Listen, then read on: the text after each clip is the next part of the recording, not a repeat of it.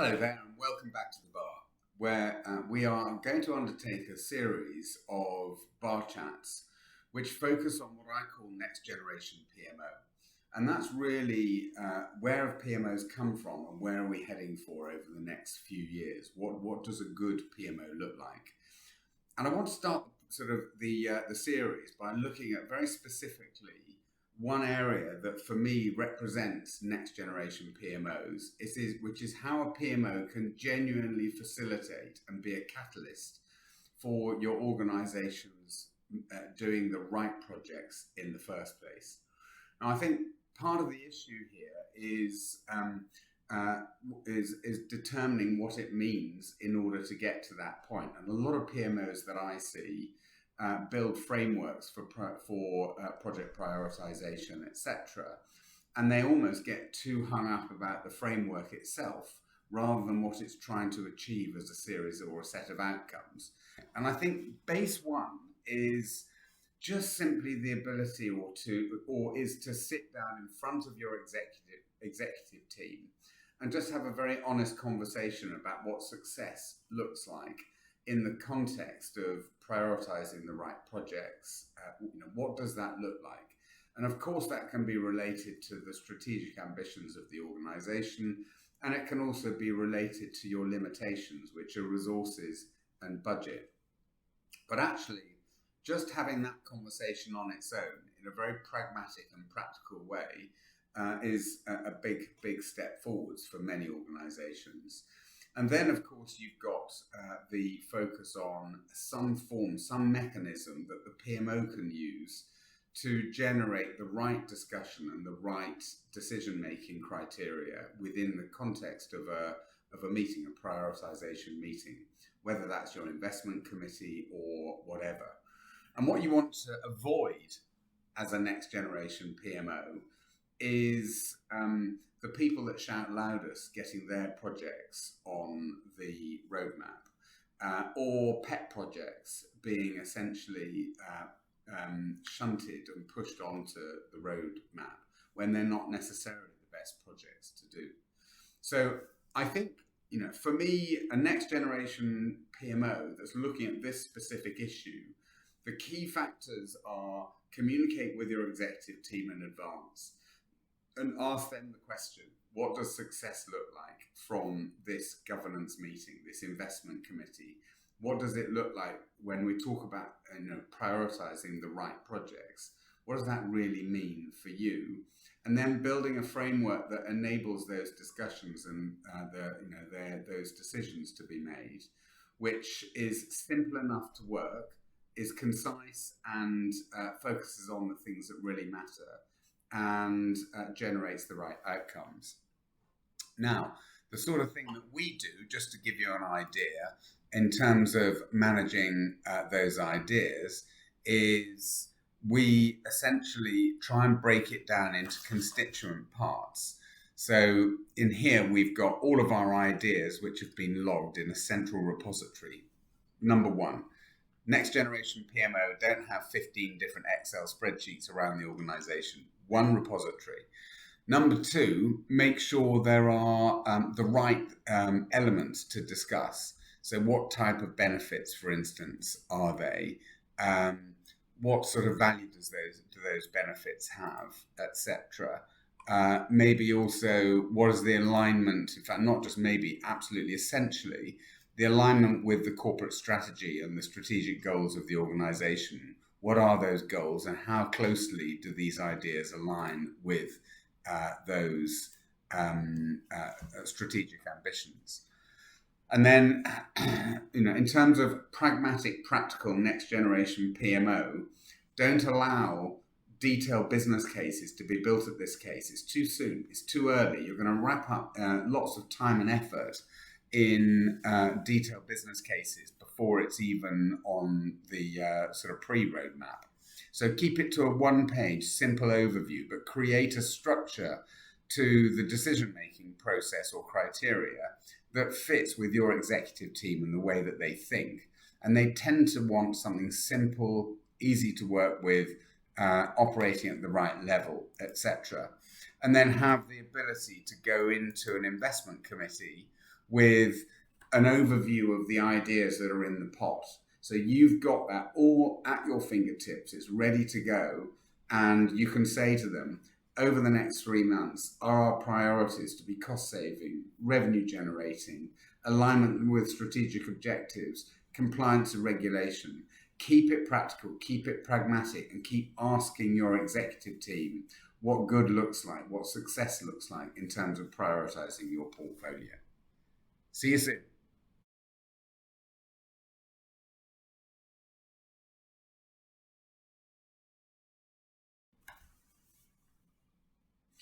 Hello there, and welcome back to the bar, where today we are continuing in our series that focuses on next generation PMOs. And the topic I want to focus on today is very close to my heart because it's to do with tooling and selection of tooling. And I think the thing that I've found over the last few years, where we actually, we have our own PPM tool, and so we get involved in a lot of tenders and RFPs, or we get asked to be involved in a lot of tenders. I don't actually respond to many of them.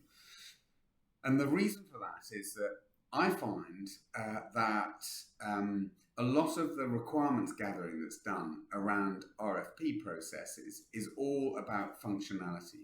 Can we have a resource management module, detailed resource management module? We need to have a finance module. We need to have a detailed planning module. All these different things. And you end up with a list of requirements, which is that long, and which is a bit of a wish list. And when you look at the level of maturity of the organization that's generating the RFP, I tend to think often there's just a massive mismatch between these blue sky requirements that have been given across the organization and the level of capability and maturity of the organization. And actually, as a next generation PMO, the key thing that you should be asking is, what are we trying to achieve here by buying a tool? What are the outcomes that we're trying to achieve? Not what is the functionality that the tool actually has or has got embedded into its modules.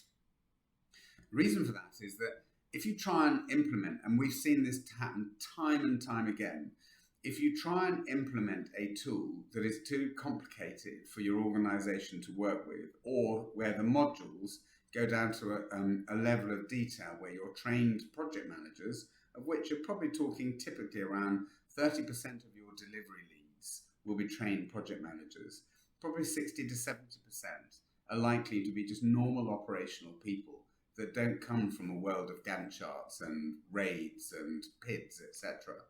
So if you're rolling out essentially a PPM tool that is reliant on engaging with those more complex modules, and 60, 70% of your delivery team, are not trained PMs, you've got a mismatch. You're going to have a problem gaining that level of adoption that you need to have any credible portfolio level views, particularly.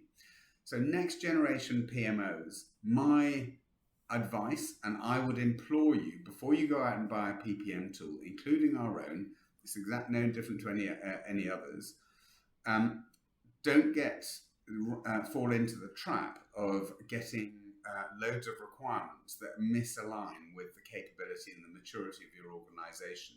Much better is to essentially focus on enabling your organization to generate to get or evolve to the next level of maturity, but with a tool that they can cope with, that everyone is going to be able to engage with, so that you can get some of those portfolio views beginning to come through and be visible, which in turn enables your executive team to engage with those portfolios, have better discussions around portfolio decisions, and make better decisions and generate better decision making around the portfolio.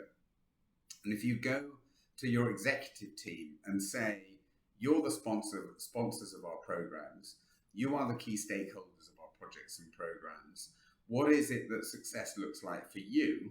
I almost guarantee that those answers will change significantly the shape of your RFP document and your tender document. Don't get too hung up about functionality. Get hung up back the outcomes you're trying to deliver from a PPM tool or any kind of portfolio management tool. And don't fall into the trap of procuring something that you just can't cope with or your organization can't cope with, even if you can in the PMO and your trained PMs can. It doesn't work unless pretty much the whole portfolio can actually engage with the tool. So good luck with it, and get out there and procure the best PPM tools on the market for you and your level of maturity. All the best.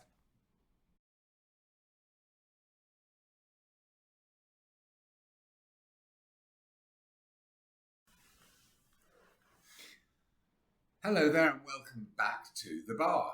And today in the bar, we're in the third episode of this series where we're looking at next generation PMOs and what a next generation PMO looks like.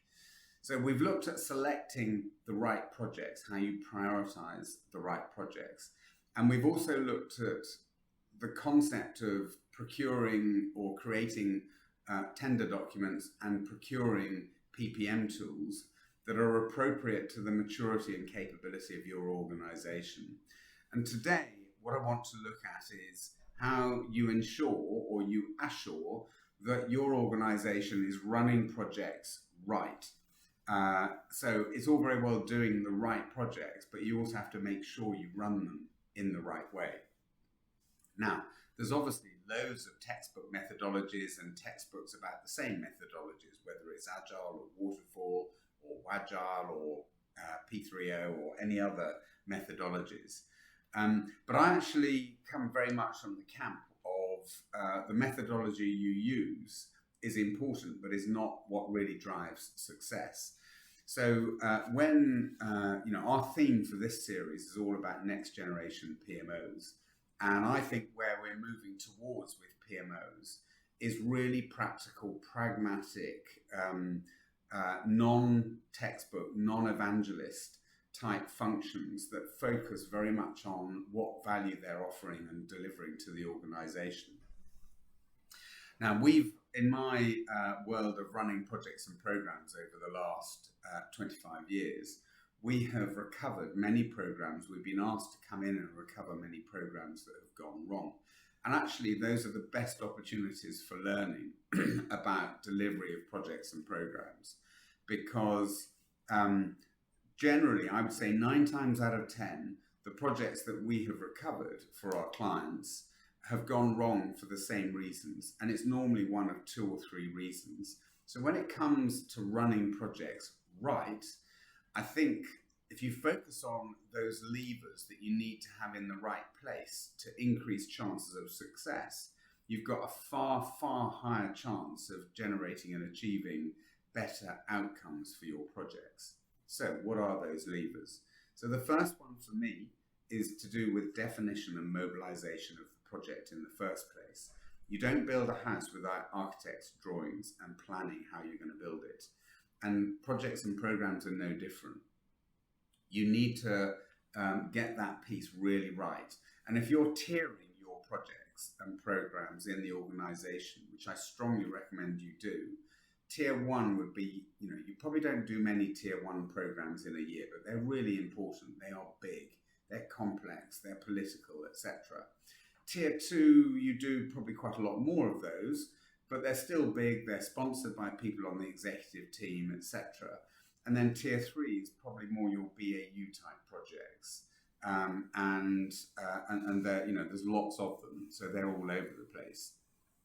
And I think one of the keys here as a PMO is treating different tiers in different ways.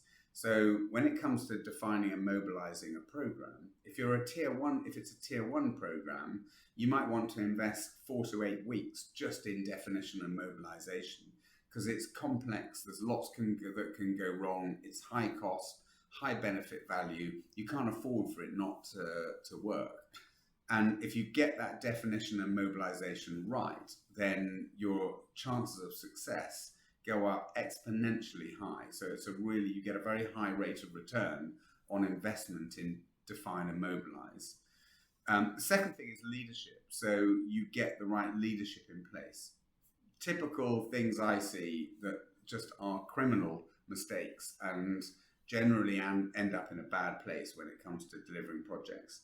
Projects should only have one sponsor. There's no multiple sponsors is not a sponsorship role. Sponsorship role is to champion the program and to provide direction and steering over the program.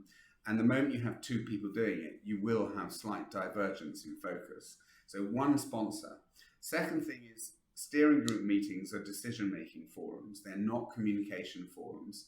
So 14, steering group meetings with 12, 14 people sitting on them, those are stakeholder communication meetings. They're not steering group meetings. Steering group meetings need to be small, low attendance, so maybe 3 or 4 people, maybe 4 or 5 people max, but who are all in decision-making positions. So that they're in a position to go through the key decisions that need to be taken and get those decisions done at the same time. So get the right leadership in place. And then the third thing for me is what I call stay fit. So if you've started fit through good definition and mobilization, make sure you're staying fit 3 to 6 months downstream, because sometimes programs start to veer off into bad habits and delegated authority, etc. So having an assurance review once every 3 to 6 months, just to double check that the way you started out is now still the way you're operating, increases your chances of success and ultimate benefit realization exponentially. Good luck with it.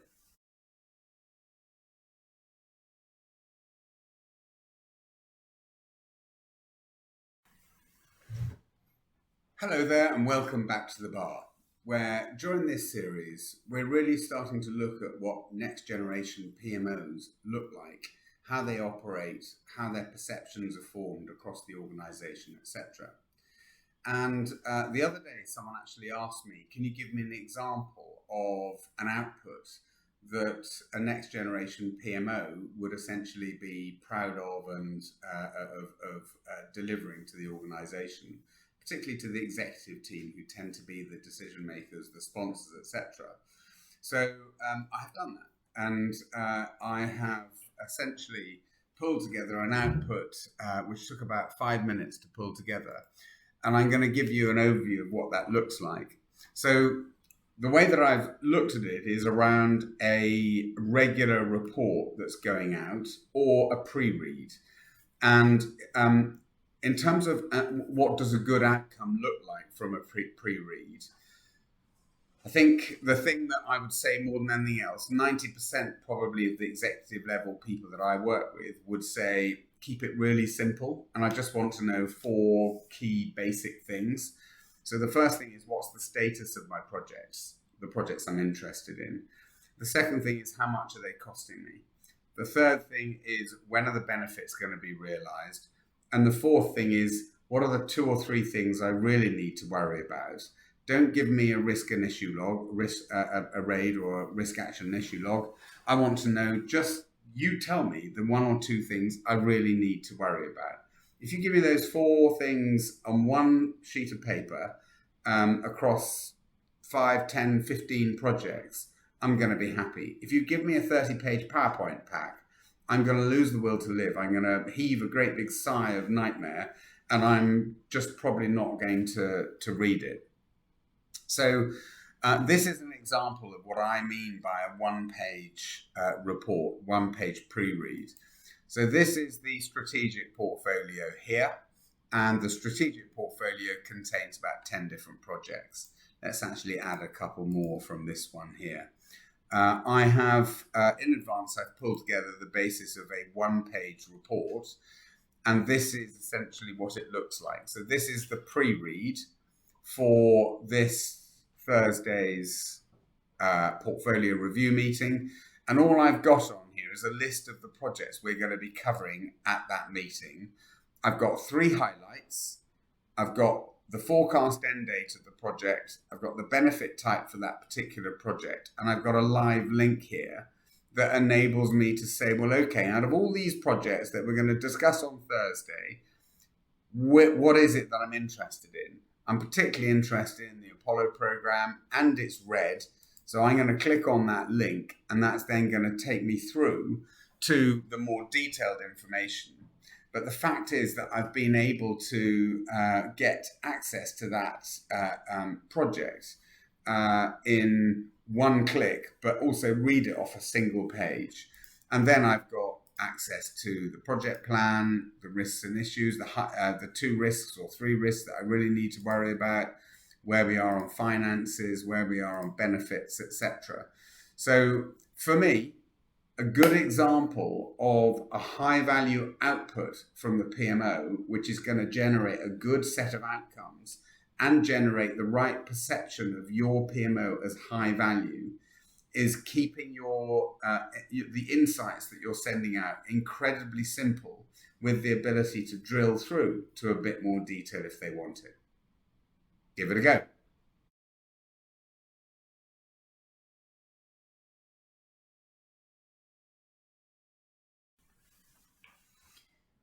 Hello and welcome back to the bar, where we continue the series on next generation PMOs. And what I want to focus on today is around the perception of your PMO and how, as a next generation PMO, you can get the organization perceiving you as a function in the right way. I think it's very unfortunate that the PMO brand, in many cases, absolutely not in all cases, but in many cases, has become a rather negative connotation. There's been rather negative connotations attached to that brand. And those connotations for me are connotations of bureaucracy, admin heavy, process heavy, creating forms, making life harder, etc., which is absolutely not what we want. We want something pretty much the opposite to that. And it's very frustrating for many, many PMOs who have their hearts 100% in the right place, but who are ending up with that type of perception generated around the organization.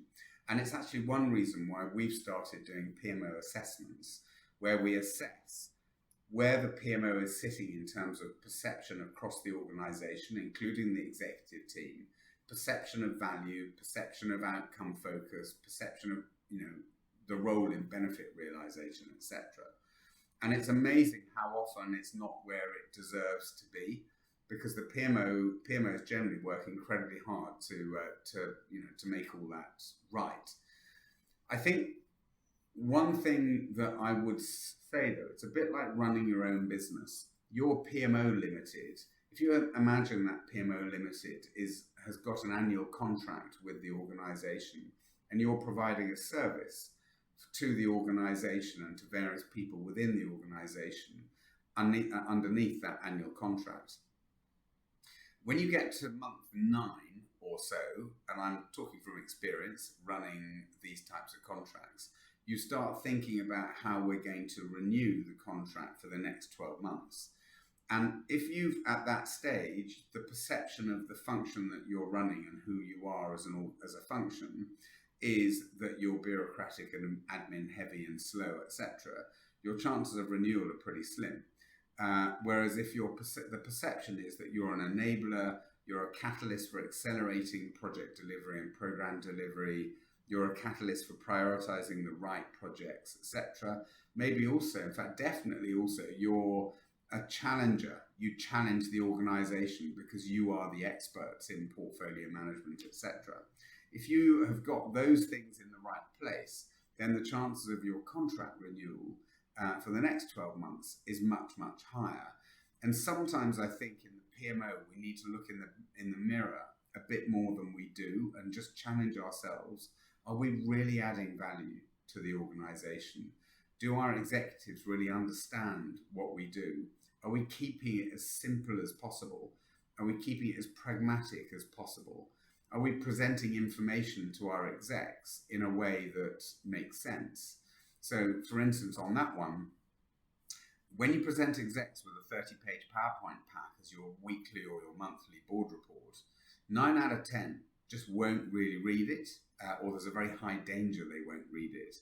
If you present it on one page with the ability to drill to the next level, then there's a real chance they will read it and they will engage with it and they will like it, because they don't have time, they're not really interested in methodology, they're much more interested in really quite simple things. So, when it comes to the perception of the PMO, go and speak to your PMO, your executive team. Go and ask them what success looks like for them. 9 times out of 10, they'll say, keep it simple, keep it straightforward, and they'll be happy. Whether it's reports, feeding governance meetings, or whatever. And focus on outcomes. And then you really will be going down the route of the next generation PMO, which is where I think we have to get to. If you want an assessment as to where you stand against others, come and talk to us at Kivue. We'd be delighted to help. All the very best.